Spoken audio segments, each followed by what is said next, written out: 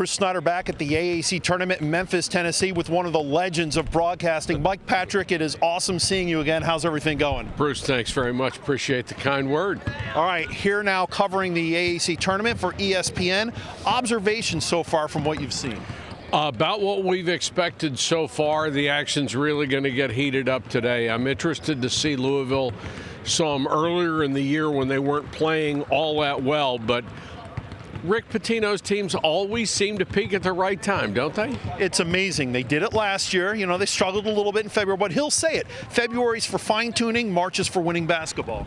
And that's what they're doing now. And they turn people over so much. It's remarkable to think that every 4 possessions, they get 1 turnover off of the other team. You can't beat them if they're doing that. Let me ask you, we're so close to the Cards that sometimes the expression, you can't see the forest for the trees. From a national perspective, how is Louisville viewed this year? Because of the conference, I don't think they get the credit they deserve. If they were in another conference, as they will be, I think people would be more focused on them. But this conference was a good test for them this year. 5 teams in the top 25. At the top, this conference can play with anybody. So they've been battle tested. Absolutely, and they've had their troubles and their successes. Of course, use your philosophy, and sometimes maybe you can slip under the radar, you know, at least, again, from the national perspective. I don't think in this tournament they're going to slip under anybody's radar. I mean, everybody is well aware. Eddie Jordan had a fascinating thing to say about the press.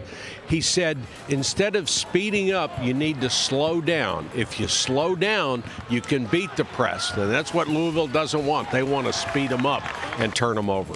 Let me ask you real quick about what you do. You've been doing it so well for so long. Is this, when we're in a tournament situation, is this truly almost like an Olympics for an announcer, because you're learning multiple teams and you're calling games back-to-back, so not only knowledge-wise, but you have to hope that your pipes sort of maintain? It's what you do the night before and the 3 hours sleep that you get before the quarterfinals start that really defines how well you're going to do.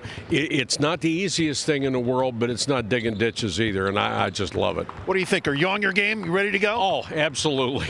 This man is one of the best. Of course, we know he's ready to go. Mike Patrick, ESPN, it's a pleasure. Thank you very much, Bruce, for a couple minutes.